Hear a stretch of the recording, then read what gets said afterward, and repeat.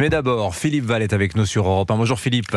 Bonjour Dimitri, bonjour à tous. Vous revenez ce matin, Philippe, sur la polémique qu'a provoqué l'affiche appelant à la marche des fiertés le 28 juin prochain. Ah oui, mais cette affiche est un régal, tant elle appelle de réflexions intéressantes. L'ambitieux graphiste, en représentant une femme voilée heureuse, un pins de Gaza sur une dame supposée lesbienne et un vilain fasciste blanc que l'on vient de tuer, a voulu exprimer une idée compliquée. Suivez bien. Le fasciste blanc, mort et hétérosexuel, pendu par les joyeux militants sexuellement épanouis, est un méchant bourreau, oppresseur des sexualités non normées. Il s'oppose aux porteurs de pins pro-Gaza et à la femme voilée qui, eux, représentent les gentils bourreaux, oppresseurs des sexualités non normées. Jusqu'à plus ample informé, c'est plutôt dans les pays musulmans que les transgenres, les gays, les lesbiennes et les queers en général sont torturés, assassinés, violés et jetés du haut des toits, comme on l'a vu en Irak. Alors on est là au cœur de l'ineptie de l'intersectionnalité, cette solidarité entre les victimes de discrimination cumulative. Notre époque manque d'un La Fontaine, écrivant la fable du poulet intersectionnel qui manifeste en faveur des rôtissoirs. Oh, mais je crois que vous êtes l'homme fait pour écrire cette fable-là, Philippe. Mais revenons à l'affiche de la marche des fiertés. Alors d'abord, le mot fierté est troublant. Il suggère qu'il y aurait des sexualités admirables. Or, si un acte sexuel réussit à bien gagner une petite sieste, il ne mérite ni les trompettes du triomphe, ni la gloire et les lauriers du Capitole. Mais j'entends bien, le mot fierté est ici mal employé, mais il tente d'exprimer une réalité. Encore aujourd'hui, dans beaucoup de milieux, il est difficile d'assumer que l'on n'est pas hétérosexuel. Il y a des raisons d'être fier quand on surmonte courageusement cette douleur. Et le problème sera résolu quand on ne parlera plus de fierté, mais de banalité. Or, l'affiche a le projet inverse. Qu'est-ce que vous voulez dire par là ?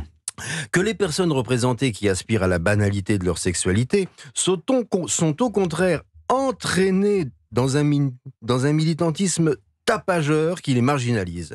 Au problème de l'acceptation de la sexualité par la société s'ajoute le problème d'un militantisme affiché en faveur d'une extrême gauche antisioniste, favorable au voile des femmes musulmanes et préconisant la pendaison des opposants politiques. Or, si désormais la société est prête à accepter l'homosexualité, je pense qu'en revanche, tout le fatras LFiste de l'affiche lui sort par les yeux et elle a bien raison.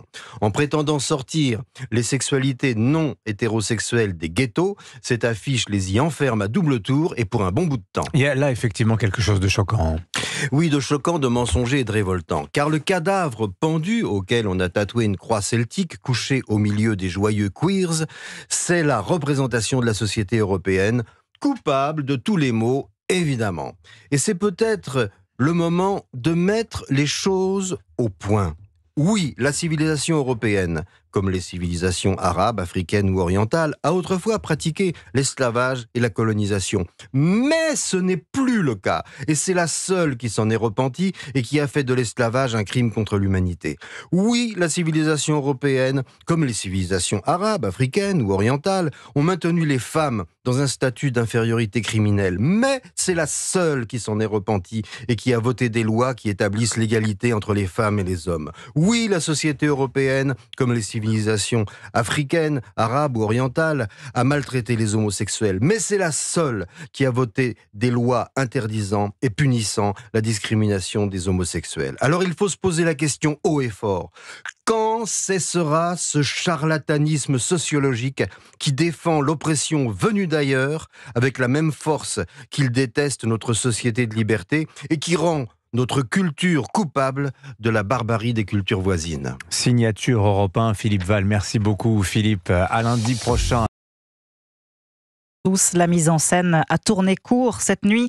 Les 12 membres d'équipage du Madeleine, ce navire humanitaire qui faisait route vers Gaza, ont été interpellés. À bord se trouvait notamment l'eurodéputée insoumise Rima Hassan et l'activiste suédoise Greta Thunberg. Opération communication savamment orchestrée, appuyée à Paris par Jean-Luc Mélenchon qui dénonce, je cite, des arrestations illégales et appelle à des manifestations partout en France aujourd'hui.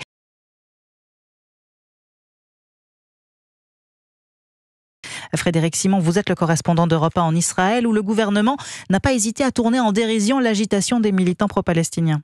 Le spectacle est terminé pour le yacht du selfie. Le ministère israélien des Affaires étrangères a choisi l'ironie pour évoquer l'arraisonnement la nuit dernière du voilier Madeleine par les commandos de la marine. L'opération s'est déroulée sans incident particulier, aucun blessé de part et d'autre. Les militants pro-palestiniens n'ont pas opposé de résistance. Les commandos avaient reçu une consigne stricte, ne pas réagir aux éventuelles provocations.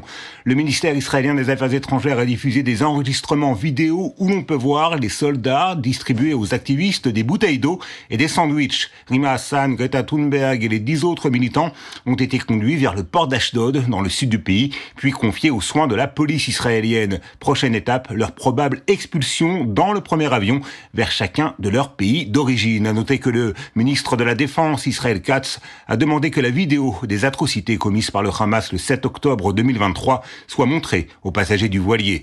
Frédéric Simon à Tel Aviv pour Europe 1.